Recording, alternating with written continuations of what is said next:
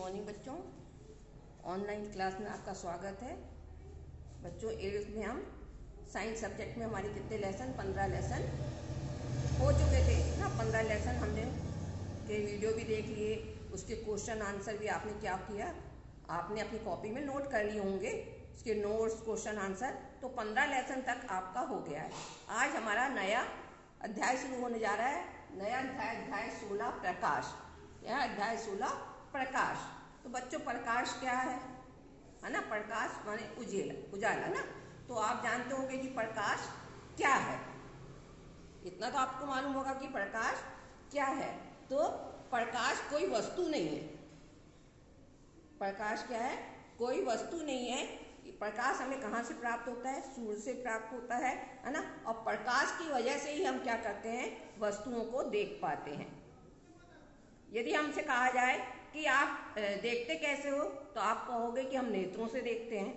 ठीक है, हाँ ठीक है, हम नेत्रों से देखते हैं। लेकिन किसी अंधेरे कमरे में जहाँ प्रकाश ना हो तो आप किसी वस्तु को देख पाओगे?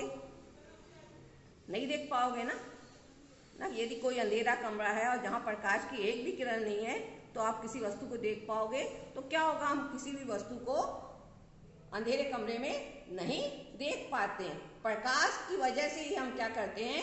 वस्तुओं को देख पाते हैं। तो क्या है? जब कोई प्रकाश की किरण किसी वस्तु से टकराती है ना, किसी भी प्रकाश की किरण जब किसी वस्तु से टकराती है तो क्या होता है? उस समय वह किरण क्या होती है? परावर्तित हो जाती है। और परावर्तन होने के बाद वो हमारी आंखों पर पहुंचती है, जिसके कारण हम क्या करते हैं? देख पाते हैं। आया बच्चों समझ में? कैसे देखते हैं? जब कोई भी प्रकाश की किरण किसी वस्तु से टकराती है और फिर परावर्तित होकर हमारी आंखों पर वो किरण प्रकाश की पड़ती, तो क्या करते हैं? हम नेत्रों से उस वस्तु को हम देख पाते हैं। कोई वस्तु को देख। अच्छा, ये उदाहरण के लिए मैंने बताया, यदि हम किसी अंधेरे कमरे में रहेंगे तो हम किसी वस्तु को देख नहीं पाएंगे। तो क्या है? ये प्रकाश है। उसके बाद क्या है कि आपने मतलब इसके पहले ही पढ़ा होगा कि किसी भी चिकने सतह से टकराकर प्रकाश की किरण जो रहती है वो क्या होती है? परावर्तित हो जाती है ना। इसके पहले आपने देखा कि किसी भी चिकनी सतह पर यदि प्रकाश की किरण टकराती है, जाती है, तो वो परावर्तित होती है ना। तो अब जैसे हमने इसमें पढ़ना है कि क्या है, तो आप यदि किसी समतल दर्पण पर, ठीक है ना, किसी समतल दर्पण पर जब प्रकाश की किरण को आप जाती है तो समतल दर्पण पर वो किरण एक बिंदु पर जाती है, वहां से टकरा के वो क्या होती है? परावर्तित हो जाती है।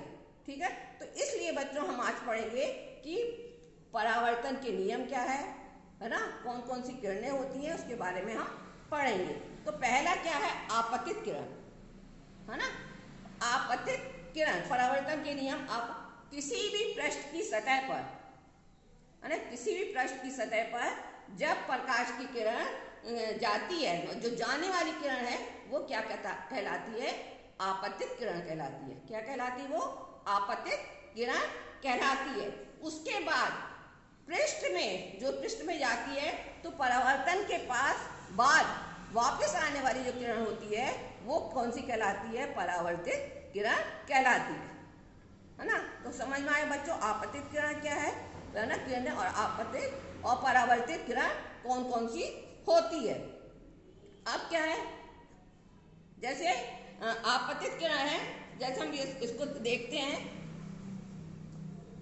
पहले देखो आपतित किरण। आपतित किरण, आपतित किरण बच्चों क्या है? किसी भी पृष्ठ पर जाने वाली किरण है ना। किसी भी वस्तु से, मतलब किसी भी पृष्ठ पर जाने वाली किरण क्या कहलाती है? आपतित किरण कहलाती है। किसी भी पृष्ठ पर जाने वाली किरण,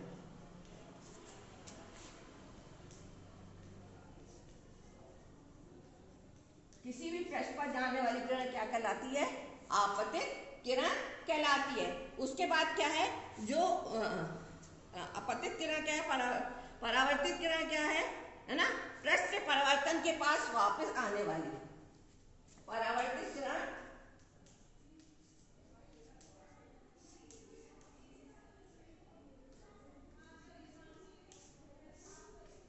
पृष्ठ पे जाकर वापस आने वाली किरण ना, पृष्ठ के बाद जो टकरा जाती है उसके बाद जो किरण आती है वो क्या कहलाती है, परावर्तित किरण कहलाती है।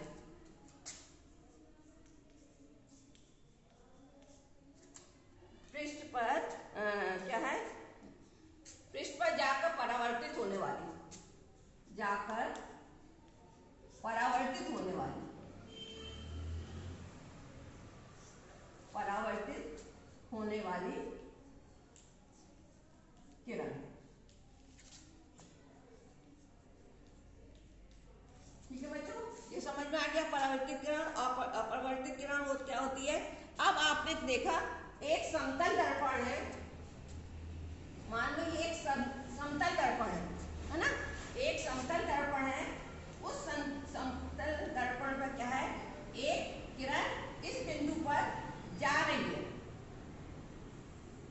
ठीक है, ये कौन सी है, इस बिंदु पर जा रही है किरण, यहां से जा रही है और जाके कहां, समतल बिंदु पर टकराती है।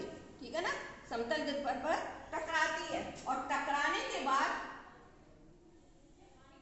ये वापस परावर्तित होती है, यहां से जा रही है, यहां से ये वापस हो रही है, तो ये क्या है, जाने वाली किरण क्या कहलाएगी, आपतित किरण कहलाएगी। क्या कहलाएगी बच्चों, आपतित किरण कहलाएगी। अब ये पृष्ठ से टकराने के बाद कहां इस तरह परावर्तित हो रही है ना, वापस आ रही है, तो ये क्या कहलाएगी, परावर्तित किरण।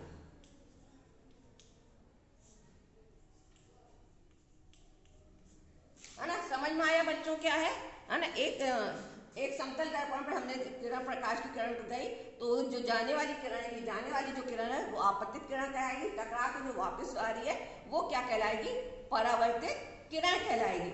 अब बच्चों क्या है कि जहां पे जो टकराती है ना,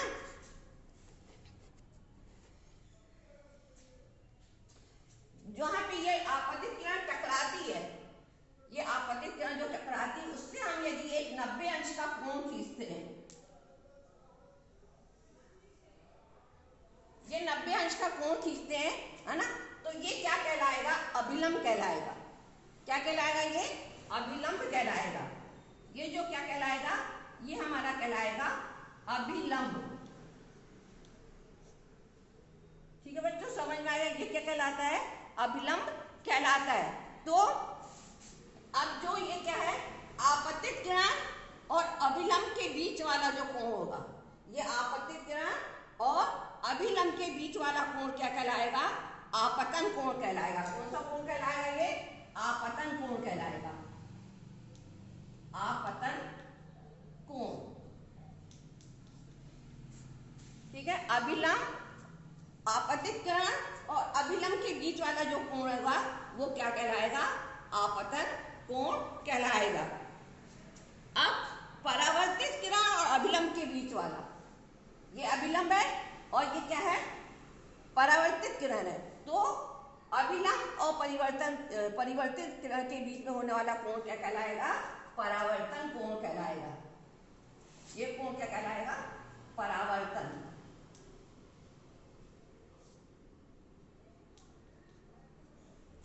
आया बच्चों समझ में क्या है ना, आपतित किरण और परावर्तित किरण।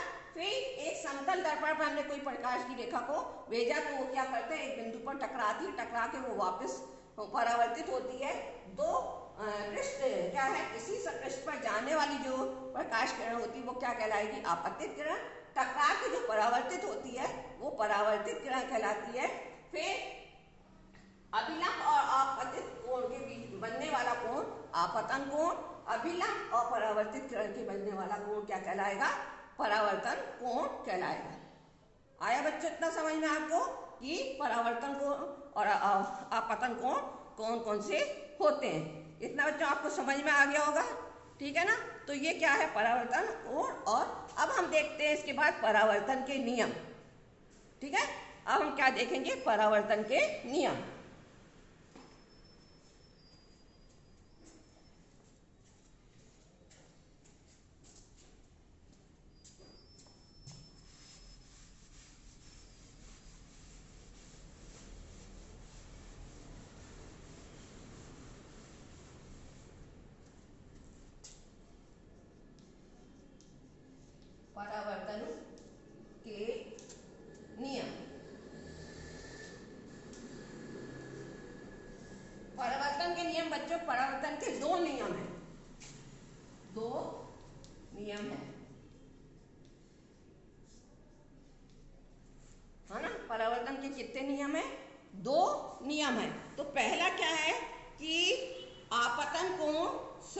किसके परावर्तन कोण के बराबर होता है। जैसे आपने ये डायग्राम में देखा है ना, या आपने देखा यहाँ डायग्राम में है ना, तो क्या है, परावर्तन कोण किसके बराबर होता है, आपतन कोण के बराबर होता है। ये डायग्राम जो मैंने बताया था, तो परावर्तन का पहला नियम क्या है कि आपतन कोण सदैव परावर्तन कोण के बराबर होता है ना। ये आपतन कोण सदैव परावर्तन कोण के बराबर होता है, ठीक है, पहला नियम ये है।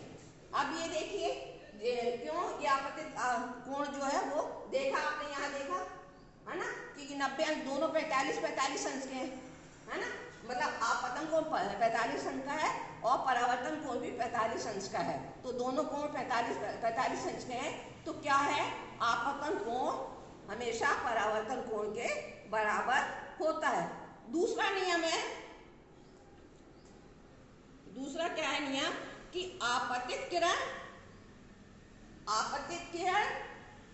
परावर्तित किरण तथा आपतन बिंदु पर अभिलंब, आपतित किरण अभिलंब क्या होते हैं, सदैव एक ही रेखा पर होते हैं, है ना। दूसरा नियम क्या है कि आपतित किरण परावर्तित किरण तथा आपतन बिंदु पर अभिलंब तीनों एक ही तल पर होते हैं। आया बच्चों समझ में इतना आपको। तो परावर्तन के दो नियम कौन कौन से हैं,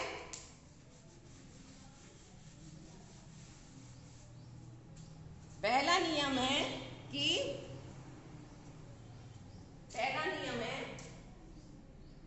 आपतन कोण सदैव परावर्तन कोण के बराबर होते हैं,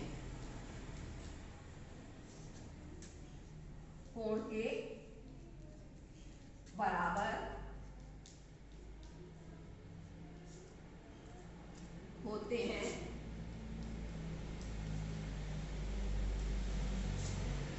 परावर्तन कोण हमेशा आपतन कोण सदैव परावर्तन कोण के बराबर होते हैं। तीसरा है आपतित किरण, दूसरा आपतित किरण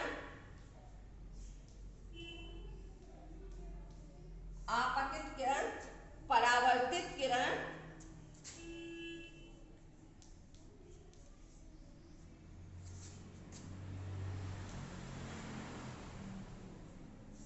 क्या हो गया, आपतित किरण परावर्तित किरण तथा आपतन बिंदु पर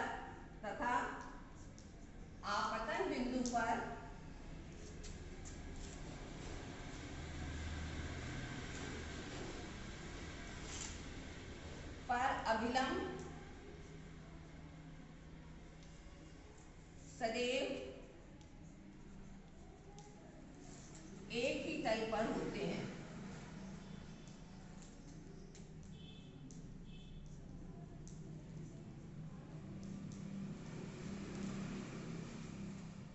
आया बच्चों समझ में परावर्तन के नियम आपको, है ना, ये परावर्तन के नियम आपको समझ में आ गया कि क्या है और क्या नहीं है, ठीक है ना।